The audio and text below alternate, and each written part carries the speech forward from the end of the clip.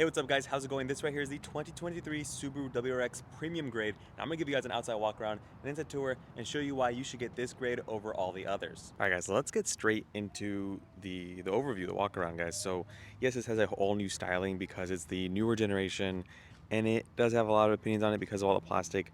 But to be honest, in the ceramic white paint that this one does come in, it looks really nice. I like it over the blue colorway, which had the black trim. It just does not fit it that well. Whereas opposed to this one, the black and white, it kind of works. So let's go dive in and get close to it. So starting with the front grille here, it is not fully blacked out. It's like a dark gunmetal gray-ish front grille with the Subaru logo up front.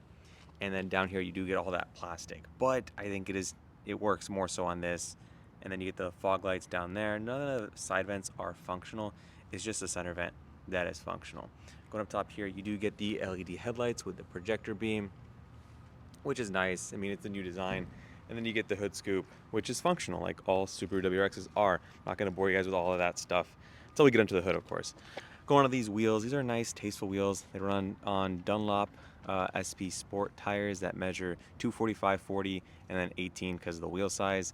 And then you do get functional vents out of here to relieve lift or pressure buildup underneath the wheel well. And then you get this dimple pattern, which is supposed to reduce drag. I mean, we know they put it there for, you know, cost cutting, but it also looks, I think it looks better on this white colorway, and it's also makes more sense for a rally build if you're actually gonna take it on dirt and get it all beaten up.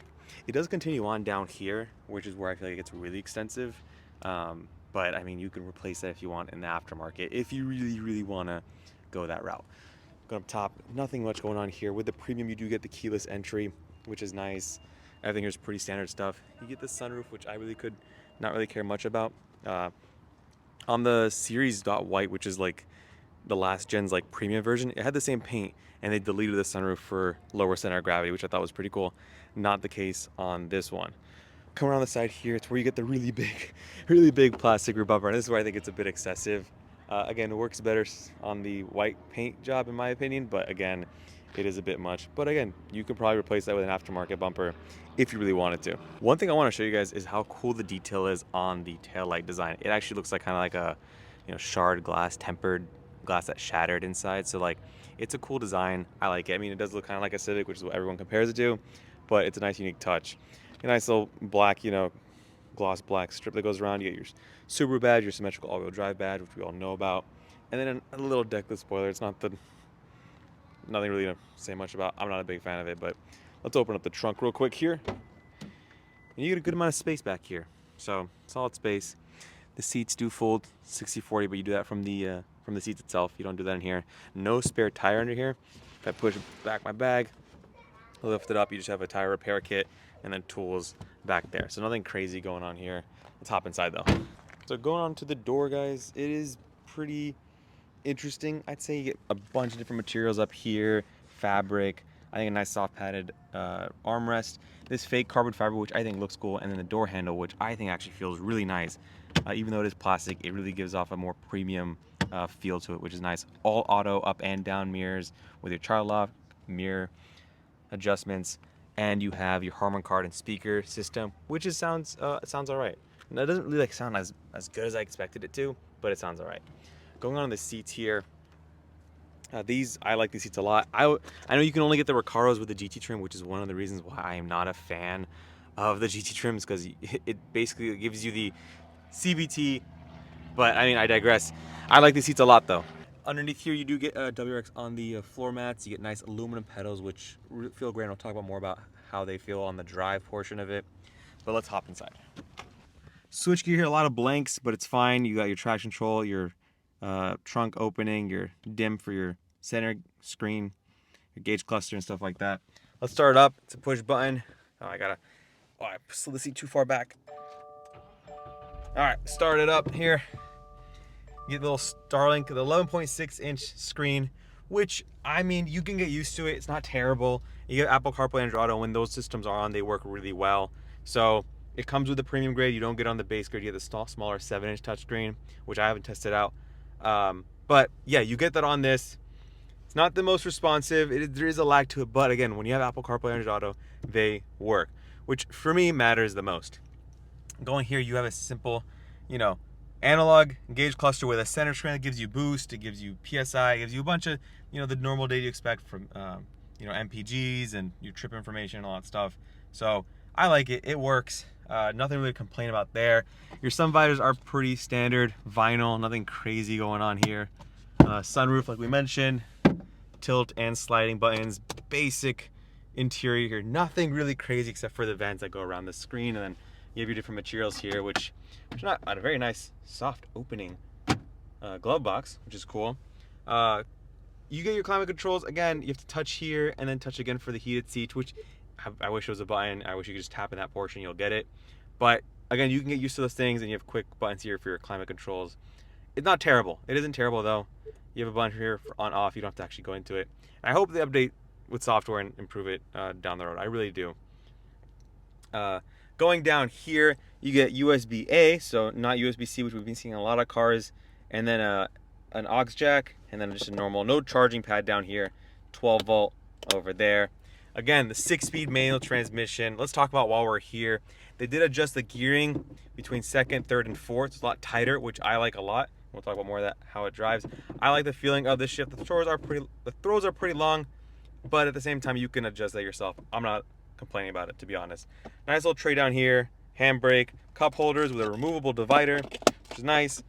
Little center console here, not really padded, but I haven't found myself resting my arm on it, to be honest, so really didn't get a complaint about it.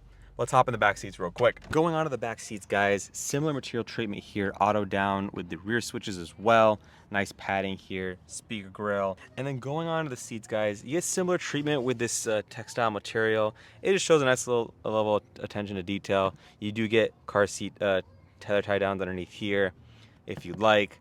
And then you get 2 USB-As that are covered by this plaque right here, just kind of flops open, and that's kind of it.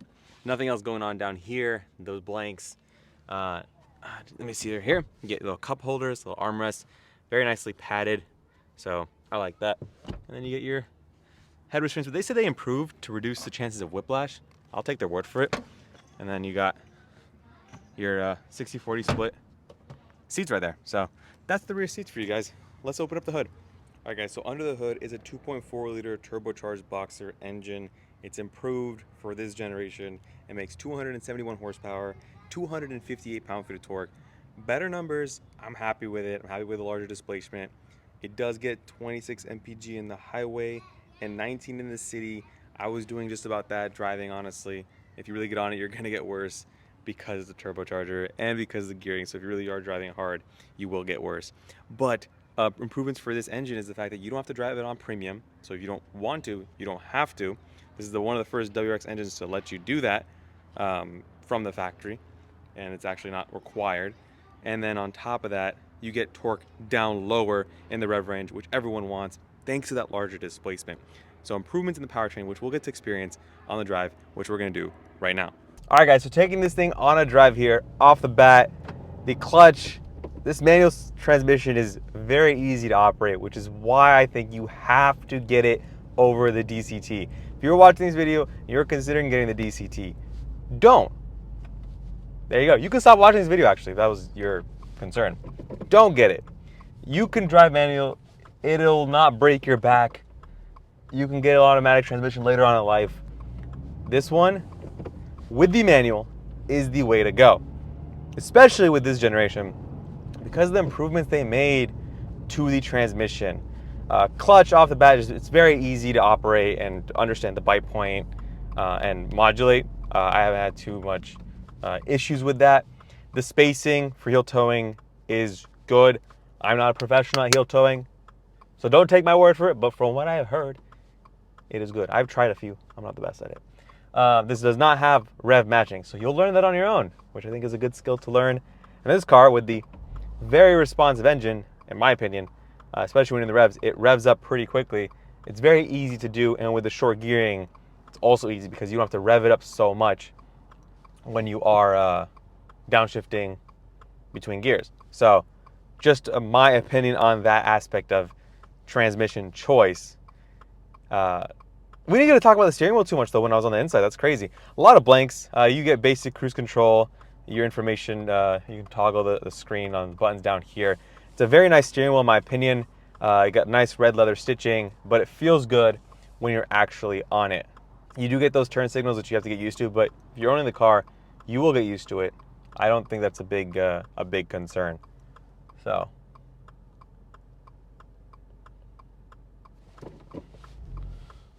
Oh, if I almost stalled, that would have been embarrassing. But again, very easy car to operate, guys.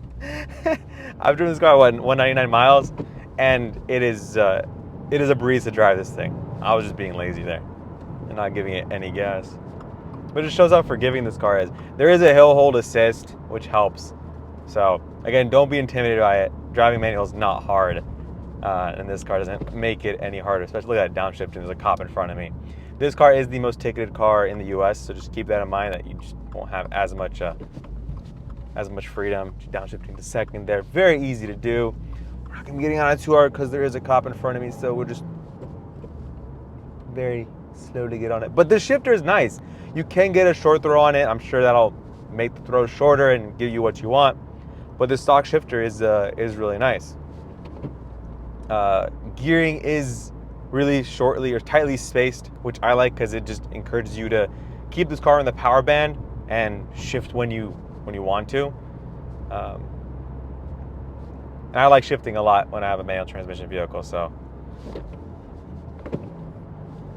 easy to downshift in this thing. It's actually great. You get the tried and true Subaru symmetrical all-wheel drive system, which, I mean, if you haven't seen in other videos already, it's a great all-wheel drive system, both daily driving, but also when you actually want to get on and have some fun. You get a lot of grip out of this just system, mechanically speaking, and I'm sure if you get sticky tires, I mean, breaking this thing loose and getting a solid launch is really matter just how ballsy are you with dumping the clutch and burning it up to get that 0 to 60 time, which I don't think you're getting that for getting this car for that. I don't think you're going to be getting this car for a solid 0 to 60 time. It is, what, 5.6 seconds, which is already great. But again, you're going to have to be really beating this car up to get that time. So just keep that in mind. I just love playing around with this gearbox. And then if you really want to throw it into a turn, you can.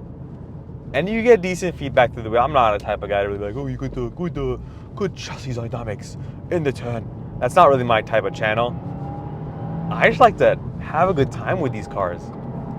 And this is one of those cars which, if you can get behind the looks, which you are going to be behind the looks when you're inside the car, you can really, I messed up with the turn signal.